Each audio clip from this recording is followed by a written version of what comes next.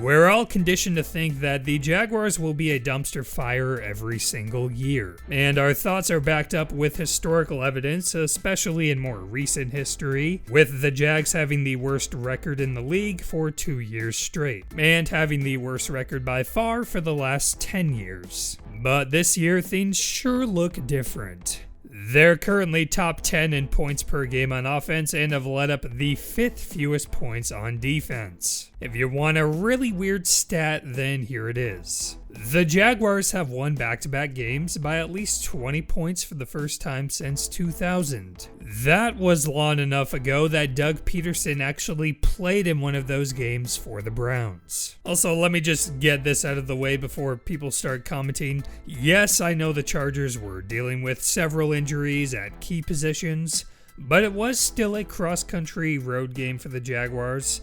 And let's not let those Chargers injuries take away how this Jags team has begun the season as a whole. So first off, Trevor Lawrence looks like a changed quarterback. On passing plays, the Jags are the 5th highest in the league in expected points added. Lawrence is looking like the generational prospect we thought he would be originally, before temporarily getting ruined by Urban Meyer. So far this year, he has 6 touchdowns, just 1 interception, and a near 70% completion percentage, with his team averaging 28 points per game. You think back to the draft with the quarterbacks going after Lawrence. Zach Wilson has yet to prove much of anything, being a healthy starter included. Trey Lance didn't show much. The 49ers are probably better off with Jimmy G for this season at least. Justin Fields is struggling on a bad offense. Mac Jones looked to be regressing under Matt Patricia before his injury. Even Davis Mills has had a tough go to begin the season. A lot of things sure have changed with this group, and after some people were ready to call Lawrence a bust, he's suddenly looking like he's back on top. Of course, we also have to mention James Robinson's reemergence after coming back from a major injury and looking fresh as can be. Urban Meyer looks extra stupid for not wanting to play him last year. Travis Etienne should continue to get better as the season progresses. He can help keep defenses on their heels with his versatility. Trent Baalke's offseason was full of questionable moves that many people, myself included, had criticized. But so far, those pieces he added are looking pretty good. First off, Christian Kirk was handed a boatload of money. People were scratching their heads when those contract details came out, and sure, Baalke probably could have gotten away with paying him less, because it kind of temporarily halted the receiver market with how outrageous it was. But in the end, he got his guy. Also, ironically, in the draft, Kirk's contract was a big reason for receivers flying off the board, which caused a position like inside linebacker to get devalued, which in the end enabled the Jaguars to get Devin Lloyd late in the first round. We'll be sure to talk about him in a bit, but let's get back to Kirk. He's looked really good so far this year, currently averaging 89 yards and 1 touchdown per game, which blows his career averages out of the water. Of course, we have the small sample size, but this is just another sign of how encouraging the start to the season has been. Kirk has mainly lined up in the slot, but they've still managed to move him around a bit. It's extremely impressive how fast he's been able to get on the same page with Lawrence in a new offense. Technically, if Kirk were to continue this season on that pace, then he'd be getting underpaid. Then you look at Trayvon Walker, who just about everyone questioned as a number 1 pick. I think there's still plenty of questions there just because that's going to follow around a number 1 overall over the course of a career.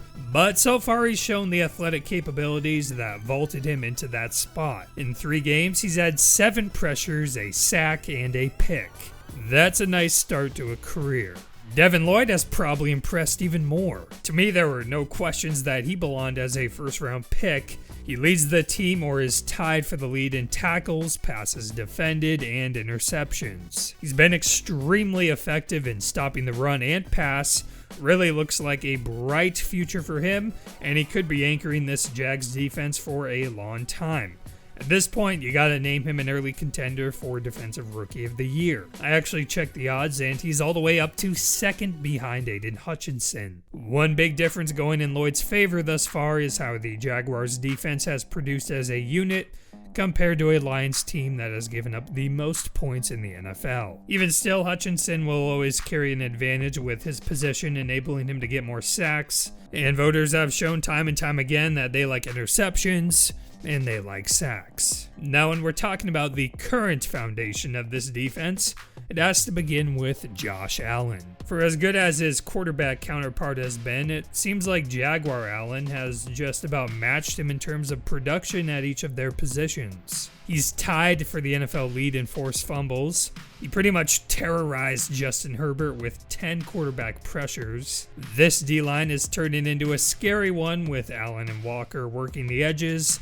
All that gives you powerful trench play that's gonna continue to win you games. This defense held the Chargers to 2.2 yards per carry. They're currently holding all opponents to a rush success rate of 27.8%, which is first in the NFL. They're tied with the Ravens for most interceptions in the league. With such an improved offense and a restored Trevor Lawrence, they're looking like a well-balanced, well-coached team, which is something that we hardly ever say about the Jaguars. And as good a job as Peterson is doing, I also think this sends Urban Meyer up the list for worst NFL head coaches of all time. His argument for the number one spot on that list just seems to grow stronger and stronger every day. In 3 games, Peterson has already tied him in wins. Anyway, if the Jaguars end up making the playoffs, which at this point is still a big if, then I think Peterson would lock up Coach of the Year. Mike McDaniel is looking like his biggest competition on that front so far. Nick Sirianni is the other big one in the running right now. Plenty of time to go, but Peterson has done a wonderful job at scheming this offense up